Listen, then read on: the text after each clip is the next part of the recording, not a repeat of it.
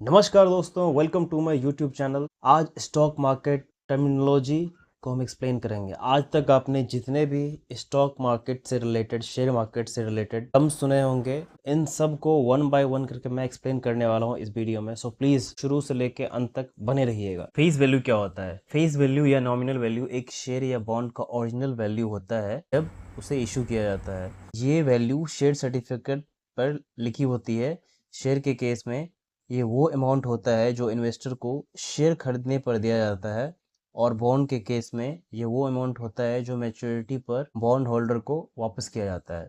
Example के तौर पे, अगर किसी शेयर का फेस वैल्यू 10 रुपीज़ है, तो इसका मतलब है कि ये जब शेयर पहली बार इशू किया गया था तब इसकी वैल्यू 10 रुपये थी। मार्केट में ट्रेड होते वक्त शेयर की एक्चुअल मार्केट वैल्यू अलग हो सकती है, लेकिन फेस वैल्यू कांस्टेंट रहती है। आइए दोस्तों, बुक वैल्यू के बारे में समझते हैं। बुक वैल्यू क्या होता है? बुक वैल्यू एक कंपनी की नेटवर्थ होती है जो बैलेंस शीट में दिखाई जाती है। इसे कैलकुलेट करने के लिए कंपनी के टोटल एसेट्स में से टोटल लायबिलिटीज को माइनस करते हैं। यानी book value is equal to total assets minus total liabilities. Book value ये बताता है कि अगर कंपनी अपने सारे एसेट्स बेच दे और सारे लायबिलिटीज चुका दे तो उसके पास कितना पैसा बचेगा। ये एक इम्पोर्टेंट मेजर होता है कंपनी के वैल्यूएशन को समझने के लिए। ईपीएस का मतलब होता है अर्निंग पर शेयर, यानी हर एक शेयर पर कितनी कमाई हो रही है। ये एक फाइनेंशियल मैट्रिक है जो बताता है कि एक कंपनी अपने शेयर होल्डर्स के लिए कितना प्रॉफिट जनरेट कर रही है। ईपीएस को कैलकुलेट करने के लिए कंपनी का टोटल नेट प्रॉफिट लेते हैं और उसको जितने भी शेयर्स है, नंबर ऑफ शेयर्स से डिवाइड करते हैं। फॉर्मूला कुछ इस तरह होता है, EPS is equal to net profit by total number of shares. EPS higher होने का मतलब है कि कंपनी ज़्यादा प्रॉफिटेबल है और शेयर होल्डर्स को ज़्यादा रिटर्न मिल रहा है। ये इन्वेस्टर्स के लिए एक इम्पोर्टेंट इंडिकेटर होता है जब वो डिसाइड करते हैं कि कंपनी में इन्वेस्ट करना चाहिए। पी रेशियो या प्राइस टू अर्निंग रेशियो एक फाइनेंशियल रेशियो होता है जो एक कंपनी के करंट शेयर प्राइस को उसकी अर्निंग पर शेयर से कंपेयर करता है। ये रेशियो बताता है कि इन्वेस्टर 1 रुपये की अर्निंग्स के लिए कितना पैसा देने को तैयार है। पी रेशियो का फॉर्मूला क्या है? P ratio is equal to current share price by earning per share. Example के लिए, अगर एक कंपनी का करंट शेयर प्राइस 100 रुपीज़ है और उसकी ईपीएस 10 रुपीज़ है, तो पी रेशियो होगा 100 rupees by 10 rupees is equal to 10। इसका मतलब है कि इन्वेस्टर हर 10 रुपये के अर्निंग्स के लिए 100 रुपीज़ देने को तैयार है। या दूसरे शब्दों में कहें तो शेयर का पी रेशियो 10 है। हाई पी रेशियो इंडिकेट करता है कि मार्केट को कंपनी के फ्यूचर ग्रोथ प्रोस्पेक्ट पर ज़्यादा भरोसा है। High P is equal to over valued or expensive, and lower P is equal to under valued. Share purchase करते समय हमें सेम सेक्टर के स्टॉक का पी रेशियो चेक करना चाहिए और कंपेयर करना चाहिए, और जो भी जिसका भी पी रेशियो लो है, हमें उसी हिसाब से अपना इन्वेस्टमेंट डिसीजन बनाना चाहिए। पीबी रेशियो या प्राइस टू बुक रेशियो बहुत ही important and dangerous financial ratio में से एक है। पीबी रेशियो बताता है कि मार्केट कंपनी की बुक वैल्यू के कंपैरिजन में उसे कितना वैल्यू करता है। पीबी रेशियो का फॉर्मूला होता है, PB ratio is equal to current share price by book value per share. Book value per share निकालने के लिए कंपनी की टोटल शेयर होल्डर्स इक्विटी को टोटल नंबर ऑफ शेयर से डिवाइड करते हैं। एग्जाम्पल के लिए, अगर एक कंपनी का करंट शेयर प्राइस 200 रुपीज़ है और उसकी book value per share 50 rupees है, तो पीबी रेशियो क्या होगा? पीबी रेशियो होगा 200 डिवाइडेड बाय 50, यानी कि इज इक्वल टू 4। इसका मतलब है कि मार्केट कंपनी की बुक वैल्यू का 4 टाइम्स वैल्यू कर रहा है। यदि किसी स्टॉक का पीबी रेशियो 1 से ज़्यादा है तो इसका मतलब है वो अपने बुक वैल्यू से ऊपर ट्रेड कर रहा है और इसे ओवर वैल्यूड कंसिडर किया जाता है। और यदि किसी स्टॉक का पीबी रेशियो 1 से कम होता है तो इसका मतलब है वो स्टॉक अपने बुक वैल्यू से नीचे ट्रेड कर रहा है और इसे अंडर वैल्यूड स्टॉक कंसिडर किया जाता है। मार्केट कैप या मार्केट कैपिटलाइजेशन एक कंपनी के टोटल मार्केट वैल्यू को रिप्रेजेंट करता है।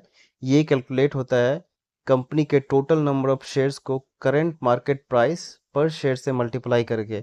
मार्केट कैप का फॉर्मूला है, market cap is equal to total number of shares into current market price per share. Example के लिए अगर एक कंपनी के 1 करोड़ और शेयर्स हैं और हर शेयर्स की करंट मार्केट प्राइस 50 रुपीज़ है तो मार्केट कैप होगा 50 करोड़।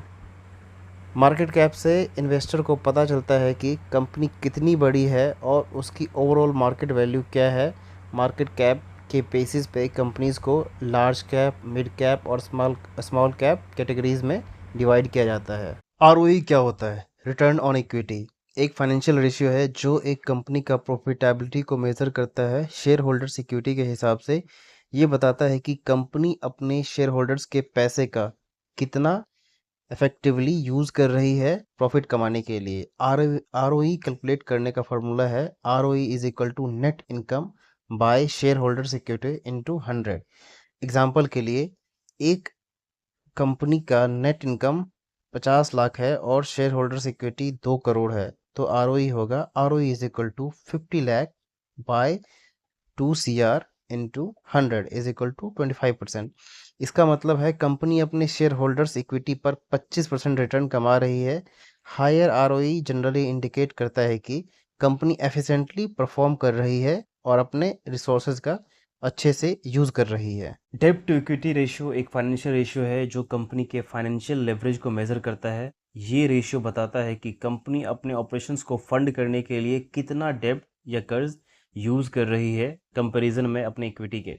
डेब्ट टू इक्विटी रेशियो का फॉर्मूला है टोटल डेब्ट by share holders equity. Example के लिए कंपनी का टोटल डेब्ट 100 CR है और शेयर होल्डर्स इक्विटी 50 CR है तो डेब्ट टू इक्विटी रेशियो क्या होगा?